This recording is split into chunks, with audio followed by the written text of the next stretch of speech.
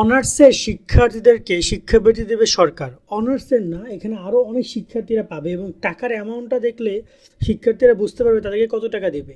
এখানে প্রতি মাসে 200 টাকা করে পুরো 5 বছর শিক্ষার্থীরা টাকা পাবে। যাদের 4 বছর আছে তারা 4 বছর, ওভারঅল প্রত্যেক বছর তারা 500 টাকা করে পাবে, সরি 5,000 টাকা করে পাবে। তো এই উপবৃত্তি নিয়ে আমরা সে কথা বলবো, কিভাবে এই উপবৃত্তিতে শিক্ষার্থীরা আবেদন করবে, আবেদন নিয়ে কী কী তথ্য রয়েছে সব কিছু। এখানে বিশাল বিজ্ঞপ্তি প্রকাশ করেছে, সব বিজ্ঞপ্তির প্রত্যেকটা পয়েন্ট আমরা ক্লিয়ার করব।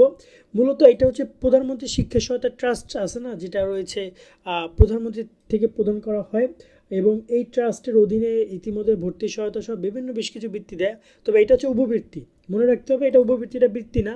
উপবৃত্তির বিষয়টা হচ্ছে যে উপবৃত্তি টানা প্রতি মাসে মাসে দিবে এবং বছরে বছরে শিক্ষার্থীরা টাকা পাবে।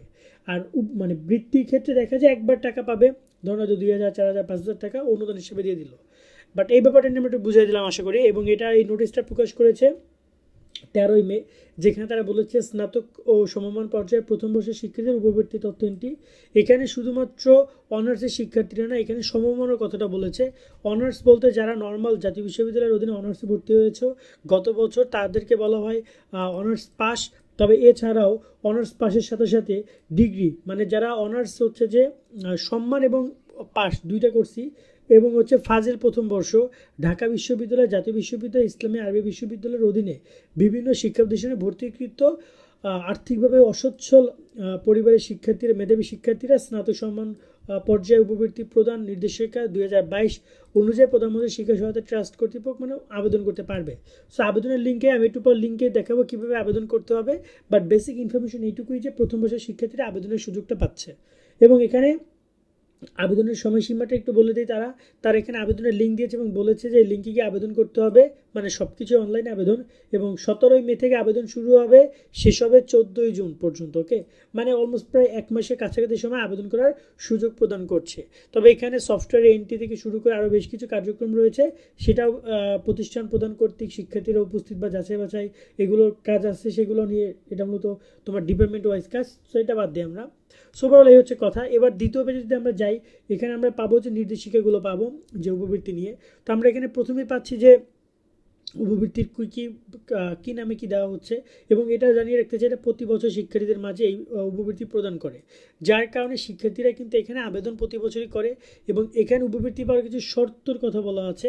আমরা যদি প্রথম শর্তটা দেখি, এখানে আচ্ছা ওকে, আমরা এটা যদি দেখি, এখানে নর্মালি শর্তগুলোর কথা যদি বলি, স্নাতক পর্যায়ে এখানে নিয়মিত শিক্ষার্থী হতে হবে, শ্রেণীকক্ষে 70% অ্যাটেন্ডেন্স থাকতে হবে, শিক্ষার্থী পূর্ব পরীক্ষায় প্রকাশিত ফলাফলের 60% নম্বরপ্রাপ্ত জিপিএ 5 স্কেলের 3.75 অথবা সিজিপিএতে 4 পয়েন্ট স্কেলে 3 পয়েন্ট হতে হবে। অর্থাৎ তোমরা যারা অলরেডি পরীক্ষা দিয়েছো, গত যে পরীক্ষাটা দিয়েছো সেখানে তোমার SSC result 3 point, HSC result 3.75, অথবা তুমি যদি অনার্সে কোনো পরীক্ষা দিয়ে থাকো এখনও, তাহলে তোমার সেখানে মিনিমাম ফার্স্ট ক্লাস রাখা লাগবে। এবং পিতামাতার বার্ষিক আয় 2 লক্ষ টাকার কম হতে হবে। যারা ওই যে চূড়ান্ত ভর্তির সময়, জাতীয় বিশ্ববিদ্যালয়ে ভর্তির সময় যে 2 লক্ষ টাকার কমে দিয়েছো, তাদের জন্য এই অপরচুনিটি রয়েছে। এছাড়া আরও বেশ কিছু বিষয় বলেছে, বিশেষ করে যারা বিশেষ চাহিদা সম্পন্ন তাদেরকে অগ্রাধিকার দেওয়া হবে। এবং টাকার পরিমাণ নিয়ে যদি কথা বলি, প্রত্যেক মাসে 200 টাকা করে পাবা, টোটাল 2400 টাকা পাবা প্রতি মাসে উপবৃত্তি। বই ক্রয় বাবদ 1600, এবং তুমি পরীক্ষার ফিস বাবদ পাবা 1000, আর এখানে পাবা 2600।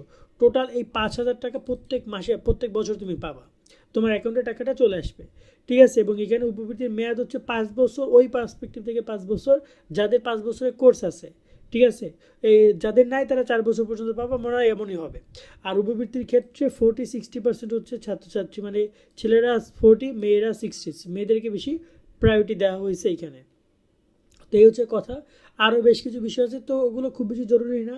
এই হচ্ছে উপবৃত্তির বেসিক ইনফরমেশনগুলো। এবার এসে আবেদন কীভাবে করতে হবে, এইখানে একটা লিঙ্ক কিন্তু প্রদান করেছে তারা, সেটা লিঙ্কটা আমি যদি যাই শুরুর দিকে, তাহলে আমরা পাবো এই যে এই লিঙ্কটা, এই লিঙ্কে গিয়ে আমাদের আবেদন করতে হবে। আমরা লিঙ্কটা এখান থেকে যদি কপি করে আমরা যদি গোটুতে দেই, আমাদের কাছে আচ্ছা এখানে লিঙ্কে কিছু প্রবলেম আছে, সরাসরি কপি হবে না, বাট আমরা এখান থেকে দেখাই দিই। এই যে প্রধানমন্ত্রী শিক্ষা সহায়তা ট্রাস্টের যে ওয়েবসাইট, এইখানে তোমরা দেখতে পাচ্ছ উপবৃত্তির বিভিন্ন আর্থিক সহায়তা সংক্রান্ত হেল্পলাইন, এখানে ক্লিক করবা। ক্লিক করার পর এখানে তুমি দেখতে পারবে সেবার লিঙ্ক। যেমন আমরা এখন বর্তমানে আবেদন করবো যে স্নাতক পাস সমমান পর্যায়ে উপবৃত্তি, যেটা এই যে লিঙ্কটা, এই লিঙ্কটা কিন্তু ওখানে লেখাই আছে। তো আমরা এবার ক্লিক করলে সাথে সাথে এখানে আবেদন করার অপশনগুলো দিবে। যেমন এখানে বর্তমানে নিবন্ধন করার অপশন দিচ্ছে। তো নিবন্ধন সকল শিক্ষার্থীকে আগে নিবন্ধন করে নিতে হবে, তারপরে সে লগ ইন করবে, তারপরে সে আবেদন করবে। তো এখানে নিবন্ধন করে নিতে হবে। এটা আসলে এখন তো নিবন্ধন করা পসিবল না, কারণ এখন আবেদন শুরু হয় নাই, আমরা একদিন আগে ভিডিও করছি। আবেদন কিভাবে করতে হবে সেই সম্পর্কিত অপশন এখানে দিয়ে দিবে তারা, যে আবেদন করুন বাটনটা দিয়ে দিবে। তো সেখান থেকে গিয়ে শিক্ষার্থীরা আবেদন করতে পারে। ঠিক এই যে এই রকমের আবেদন করুন বাটন দিয়ে দিবে তারা। ঠিক আছে, সো আমরা হচ্ছে যে যখন আবেদন শুরু হবে আমরা দেখানোর চেষ্টা করবো। যদি শিক্ষার্থীরা আমাদেরকে কমেন্ট করে তাহলে আমরা চেষ্টা করবো এই বিষয় নিয়ে পরবর্তী আরেকটা ভিডিওতে আবেদনের প্রসেসটা দেখানোর জন্য। তো এই হচ্ছে কথা। আজকের মতো আমরা এখানে বিদায় নিচ্ছি। সকলে অনেক অনেক ভালো থাকবে। আল্লাহ হাফেজ।